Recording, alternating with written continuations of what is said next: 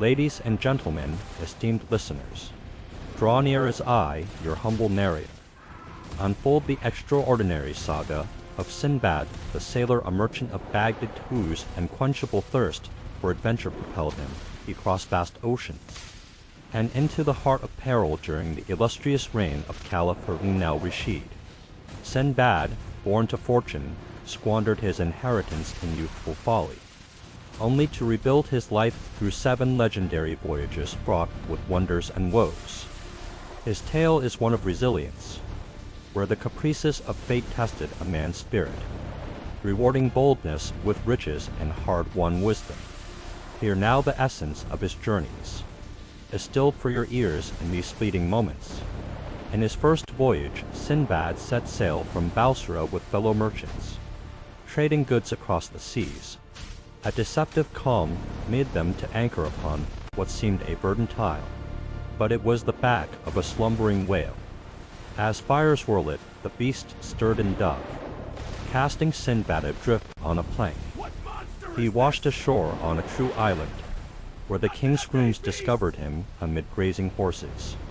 The benevolent monarch welcomed him, and through royal favor, Sinbad returned to Baghdad laden with treasures sandalwood, pearls, and gold.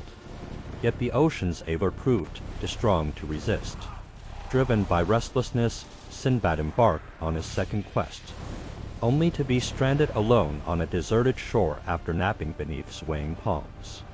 In despair, he beheld a colossal, white-domed egg of the mighty rock. Boldly, he bound himself to the bird's leg and was carried to a valley glittering with diamonds, yet teeming with monstrous serpents. Merchants above hurled meat to attract eagles, which bore gems adhered to the flesh. Sinbad affixed himself to such a prize and escaped, dividing his bounty with the astonished traders before sailing home, his coffers overflowing once more. The third voyage descended into horror. A fierce storm wrecked their vessel on an island of diminutive savages, who delivered Sinbad and his companions to a cyclops, a towering, one-eyed brute who feasted on them like skewered meat. In cunning retaliation, they blinded the giant with red-hot spits and fled on makeshift traps, evading boulders hurled in blind fury. Further terrors awaited a devouring serpent in the trees, but a passing ship spared Sinbad, bearing him back with exotic spices and tales that froze the blood.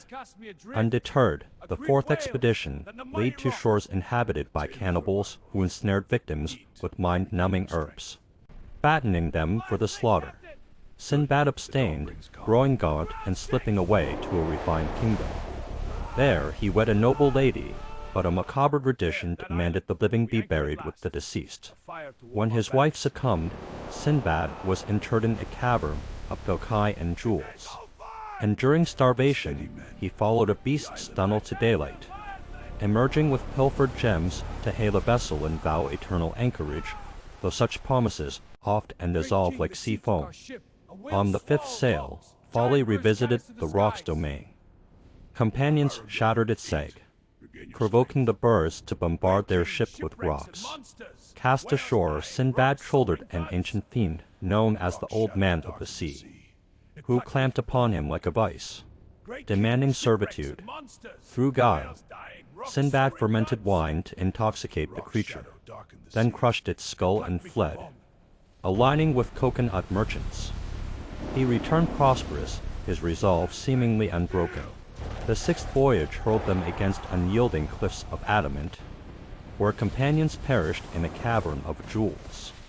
Sinbad fashioned a raft and navigated an subterranean river to the opulent realm of Serendib. The king, awed by his survival, bestowed lavish gifts, a ruby chalice, golden fabrics, and entrusted a missive for the caliph. Back in Baghdad, Sinbad was exalted at court, believing his seafaring days concluded. Yet duty summoned for the seventh as envoy to Serendib.